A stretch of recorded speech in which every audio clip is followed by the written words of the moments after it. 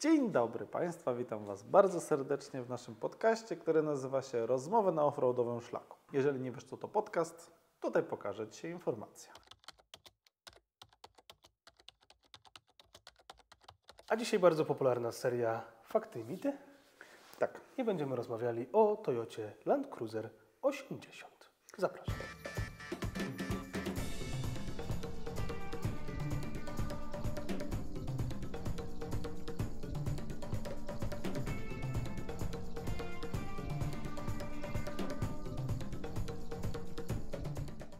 Musimy tutaj sobie zaznaczyć rys historyczny i podział tak naprawdę Land Cruiserów, który jest stosunkowo skomplikowany. Dlaczego? Ponieważ są trzy serie. Jest seria Station, jest seria Heavy Duty i jest wersja Prado. Mianowicie tak, wszystko zaczęło się tak naprawdę, kiedy wyszła wersja BJ lub J20. Potem następną była 40, potem była 50, po czym weszła 60 i z 60 przeszło to wszystko w 80. Mówimy tutaj o jednej serii. Potem 60 przeszła w 80, z 80 przeszło to w 100, potem 200 i 300. To jest jedna seria, która się nazywa Station. Następną serią była wersja Prado, zaczynająca się od tak naprawdę 70 lub też 50, w zależności od wersji, jak kto to czyta. Była 70, która jest produkowana do tej pory, potem była 90, potem była 120, potem była 150 i teraz mamy 250 oraz wersję Heavy Duty. Ale nie będziemy się wgłębiać teraz w serię Heavy Duty, ani w Prado, zagłębiamy się w serię typu Station, czyli tak naprawdę tą główną linię i konkretnie o model 80, który jest stosunkowo skomplikowany i zarazem prosty, jest pewnego rodzaju legendą. Dlaczego? Już Wam wyjaśniamy. Lata produkcji 90-97. Tak. I silniki. Posiadała 5? 5. 2 benzynowe i 3 dieslowe silniki. Występowały tak, 2 benzynowe, 4.0, 4.5 benzynowe. Następny jaki był, to był dieslowy 4.2, 4.2 i 4.2 dla odmiany. Tak, żeby się nie pomyliło. Dokładnie. Był 4.2 12-zaworowy, 4.2 24-zaworowy oraz 4.2 wolnossące. To są silniki, one mają różne oznaczenia, znaczy oznacza się już od razu sam model, czyli na przykład HZJ, FZJ. FZJ to są silniki benzynowe, HDJ to są silniki dieslowe z turbo i HZJ, czyli silniki wolnossące diesla. Bez sensu, ale tak. Dobra, pierwszy mit. Toyota 80 to jest samochód niezniszczalny. Nie, jeżeli chodzi... Znaczy, nie ma takiego auta niezniszczalnego, ale to auto Stosunkowo niezniszczalny. jest pancerne, jest wytrzymałe, ale to nie jest król jakby wytrzymałości nie wiadomo czego. No bez serwisu żaden samochód nie da rady. Znaczy Toyota jest takim, Toyota ma wewnętrznie takie przeznaczenie, przeświadczenie, że Toyota to jesteś w stanie jeździć nie wiadomo ile i w zasadzie to się z nią nic nie dzieje. No ale stosunkowo trwały samochód i popularny, jeśli chodzi o offroad, bo jest w wielu kontynentach. W Polsce nie jest popularny. W Polsce jest właśnie niepopularny. No, w Polsce nie, ale wszędzie indziej tak, dość właśnie popularny. to jest bardzo ciekawe. To jest ciekawy model w ogóle, bo on jest sprzedawany tak naprawdę na każdym kontynencie. No, wykluczamy te, na których Antarktydę i Arktyka nic nie jest sprzedawane, nie? No ale tak, w Australii jeździ, w Japonii jeździ, czyli w całej Azji tak naprawdę jeździ, w Ameryce Północnej, Południowej jeździ, w Europie jeździ. Tak naprawdę na całym świecie ten model jest popularny. Dobra, jakie są takie najbardziej zawodne albo takie najsłabsze punkty? Rdza, Buda, jeżeli chodzi o rdzę. Czyli w naszej skali 4/5, tak? No 5 na 5, 5 na 10. 5 na 10 generalnie, ona jest gdzieś w połowie, ona dość mocno rdzewieje, jeżeli chodzi o budę. Ramy są w miarę, aczkolwiek też trzeba o nie dbać, one też mają swoje wady, jeżeli chodzi o ramy, no i kwestie na przykład napędowe, bo mosty na przykład z przodu, no to wcale to nie są królowie niezawodności i tam jeżeli wrzucasz wszystko powyżej 33 cali, to już musisz jeździć naprawdę z głową. Już musisz się zastanawiać, o co tam chodzi, czy coś się z tym stanie, czy z tego się nie stanie i tak dalej. Aczkolwiek to jest jeden z 4 samochodów nowych fabrycznie, który występował z 3 blokadami, jeżeli chodzi o przedni most, centralny i tylny most. To jest dość ciekawe. jeszcze a propos tych rzeczy, które właśnie rdzewienia, czy tam przedniego mostu i tak dalej, oczywiście, że znajdą się fascynaci i powiedzą, o, bo tutaj to ja jeżdżę nie wiadomo ile lat.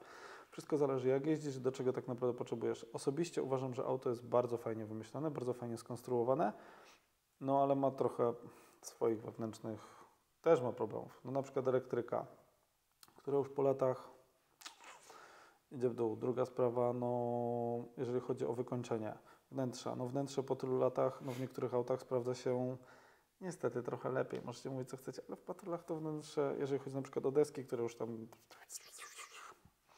egzystują, to już jest, tam się zaczynają się robić problemy. No jest tam parę jeszcze takich bolączek, takich mniej lub bardziej znanych, ale no ogólnie auto jest całkiem. Dobra, kolejny mit lub fakt. Silniki w Toyocie generalnie dużo palą. Tutaj pewnie Tak. Przede wszystkim benzynowe, ale Wszystkie dużo palą. Wszystkie. No diesle będą Ci klepać powyżej 15 litrów, to tak na spokojnie. Jeżeli chodzi o benzynę, no to do 20, ten 4,5 litrowy. No tylko ten 4,5 litrowy jesteś w stanie go, jak wiesz co zrobić, to paręset koni jesteś w stanie z niego wyciągnąć. Jest mocny, jest pancerny i tak dalej. Te 12 czy 24-zaworowe spoko silniki, 24-zaworowe bardziej oszczędny, 12-zaworowy trochę mniej, występował z automatem. 24-zaworowy bardzo rzadko występował z automatem, ale głównie występował z manualami. okej, jak trwałość w ogóle skrzyń biegów? Jeżdżą. Coś się tam czasami. Te automaty są, no automaty są mozolne, powolne, one tam żadnych jakichś tam emocji nie wzbudzają. No jeździ, bo jeździ i tak sobie będzie jeździł i sobie będzie jeździł i koniec. Nie? Okej. Kolejny mit. Czterobiegowy. Kolejny mit. Toyota 80 jest tania w utrzymaniu. W serwisie. Nie. To jest Toyota, każda Toyota jest droga w utrzymaniu. Nikt mi nie powie, że jest inaczej. Jeżeli mówimy tutaj na przykład o naprawach tego auta w tym momencie, nie ma dużo części. Jeżeli chodzi o części mechaniczne, to się zdarza, na przykład do 24-zaworowego silnika diesla, bo one są tak naprawdę najbardziej popularne. W tym momencie najbardziej popularny mamy tak, 24-zaworowy turbodiesel, 12-zaworowy turbodiesel plus jeszcze tą benzynę 4,5. To są popularne, 4,5 często z Emiratów, te dwa to są europejskie, tudzież gdzieś tutaj w okolicy, powiedzmy do 2000 km i one, no 24-zaworowy jest droższy w serwisie, mniej jest tych części, a do 12 jest więcej, aczkolwiek jest to silnik prostszy i bardziej mozolny. Nie są to tanie części, ale jeżeli chodzi o blacharkę, która wymaga często gęsto renowacji, jest to drogie.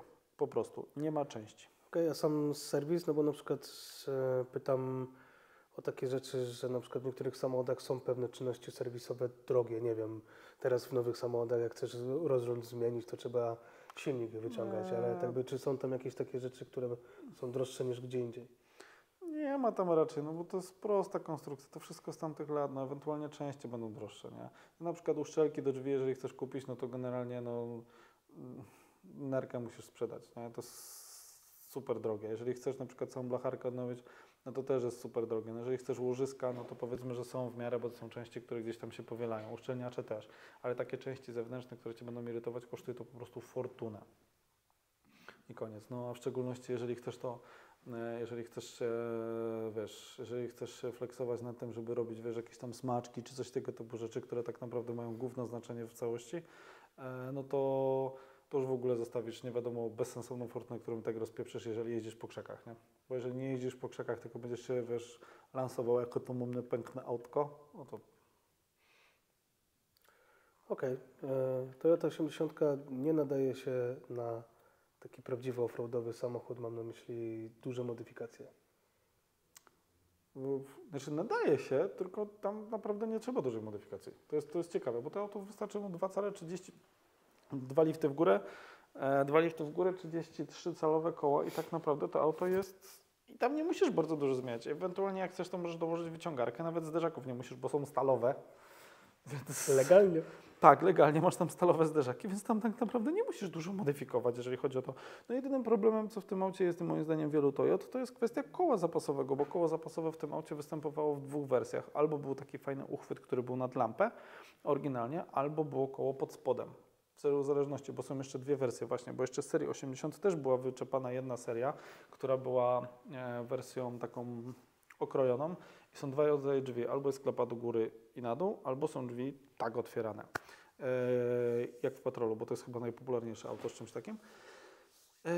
I to się wiąże z tym jakby tą liczbą miejsc w środku, po prostu jak masz większą liczbę miejsc w środku, to te drzwi są tak, jak masz mniejszą liczbę miejsc, czyli tam 5, to masz to tak na dół i do góry. A propos tego koła, no to masz albo koło na klapie, albo masz pod spodem, pod tylnią klapą bagażnika, który gdzie niestety to rdzewieje i potem jest problem z tym. To jest mój jeden jakby z kwestii problemowych, które uważam, że trzeba gdzieś tam coś dorobić, skombinować, etc. Jak dużo 80 sprawdziłeś i jaki to był stan, taką średnią? Wiesz co, no sprawdziłem w zasadzie, no pod 30, na pewno pod 30 sztuk. I tak, stany były od agonalnych po bardzo fajne, sprawdzone. To przestrzał cenowy był kosmiczny, no bo to mówimy o autach na przykład, że niektóre potrafiły kosztować po 30 000, a niektóre były po 140 000, więc to są takie zastrzały dość totalne. Jeździłem wieloma i uważam, że te auta, no jeżeli ktoś dba, to one oddają. Jeżeli ktoś nie dba, no to auto się nie zachowa. Po prostu to nie jest auto, to nie jest kapsuła czasu. To nie jest jak na przykład rama w Galendzie, którą zostawisz na lata i w zasadzie niech się dzieje, tylko tam niestety trzeba o to auto bardziej dbać. Chociaż zawsze Cię dowiezie. To jest Toyota i ona Cię zawsze z Tobą wróci na miejsce. Rzadko kiedy jest tak z Toyotą, żeby Cię nie wróciła na miejsce. I dlatego dużo osób, które podróżuje, faktycznie je kupuje. Ale też mówienie o tym, że to jest bezawaryjne auto i które, nie wiem, jest najlepszym autem na świecie offroadowym, no to jest takie bardzo śmiałe posunięcie, bo... Według mnie nie ma najlepszego samochodu na świecie offroadowego, każdy musi być stosowany do Twoich potrzeb. Więc Znaczy, ten jest bliski ideału. Ten jest bliski ideału. Brakuje mu paru rzeczy, ale też bądźmy szczerzy, ma trochę wad. Na przykład waga. O, to jest bardzo ciekawe. Bo na przykład wszyscy jojcą na Patrole, że Patrol jest ciężki, nie? A Patrol z tamtych lat, czyli 60, waży poniżej 2 ton. A to 2200 kg, czyli tyle, ile następca. Czyli 61. No to jest różnica, która była produkowana od 98 roku, czyli tak naprawdę wtedy, kiedy się zakończyła produkcja tego ważył. A następna już setka, no to jest kolejne 300-400 kg? 400 kg. Kolejne 400 kg, więc to już jest konkretna waga. Kolejną rzeczą, jaka jest, no to są właśnie te części blacharskie, które tutaj no, są średnio dostępne. Ja osobiście sam się zastanawiałem między zakupem tego, a 80, a Patrola, ale wtedy było jakaś taka była posłucha na rynku i potem przeraziło mnie części blacharskie, których praktycznie w ogóle nie było. Powiedziałem, że nie miałem wtedy kasy na egzemplarz, który byłby wycofany. No i generalnie plus jest taki, że nie musisz kupować tego, nie musisz zmieniać silnika, nie? Masz dobry silnik, no, obydwa silniki diesla, które biorę pod uwagę, nie ma. No i jeszcze plus jest taki, że właśnie na 3 kontynentach tak naprawdę jest wszystko. Dostęp do części mechanicznych bez ograniczeń tak naprawdę, nie? No tak, mądrze zrobione proste zawieszenie, mosty też stosunkowo ok, jeżeli nie przesadzasz z kołem. Właśnie te 3 blokady to jest fajny plus, stały napęd na 4 koła to też jest plus. No na przykład dla mnie fotele w tym aucie są beznadziejne, bo są jak kanapa przed telewizorem, czyli przy większym zakręcie zaczynasz wypadać, ale możesz sobie zrobić do tego fajne zawieszenie i może to na przykład fajnie pracować. Nie bez powodu na Dakarze Classic bardzo dużo aut też się na tym jeździ. Ja akurat muszę powiedzieć, że nie wiem, jakoś do mnie Toyota 80 nie przemawia, tak, bo to nie jest mój typ, mój styl. No, nie kupiłbym tego samochodu. No nie każdy to, wiesz, nie każdy to lubi, nie? No, to jest specyficzne auto, jego trzeba polubić, trzeba go zrozumieć, nie? Bo to nie jest tak, że właśnie z 80 jest tak, że musisz czuć klimat tego auta, aczkolwiek wymaga dużo wyrzeczeń. Uważam, że to auto jest naprawdę dla entuzjasty, tylko który rozumie ten samochód. Ale musi też go zrozumieć, a nie kupuje go tylko wyglądem, bo kupowanie wyglądem jest idiotyczne w tym wypadku, bo że jest ładne, a auta są dużo fajniejsze, znaczy są, wiesz, no jak chcesz się pokazać, dobra, zabrzmi to brutalnie, jak chcesz się pokazać, to sobie kup Wranglera. Dobra, Kup se Wranglera Sporta, ok? Tak? Pasuje? Jak chcesz Tak. się pokazać, to Soft dachem, tak, jak chcesz się pokazać, to kup se Wranglera Sporta w tym. Ale, JR. ale 80 to jest auto dla osoby, która zrozumie ten samochód i wie, jak go używać. Są osoby, które na przykład w Polsce jeżdżą tymi autami naprawdę bardzo daleko i opierają na tym swoje biznesy. I ja to szanuję, bo znają wartości tych samochodów i osobiście poznałem 3 takie osoby, które mają ich w kolekcjach naprawdę dużo. Nie mówię o sztuce 2, 3, 4 czy nawet 5, więc jest to bardzo duża kolekcja i bardzo fajny samochód. Bardzo ciekawy. W ogóle w tym momencie uważam, że to jest samochód inwestycyjny. To jest... No, tak by zadbany egzemplarz spokojnie. Będzie już rósł na wartości. Ale to raczej nie taki tyrany w terenie. Nie, są auta. Są auta faktycznie, że są zadbane, gdzie tam można. Tylko faktycznie, mówię, no, trzeba je zmodyfikować też z głową i trzeba mieć na to wiedzę.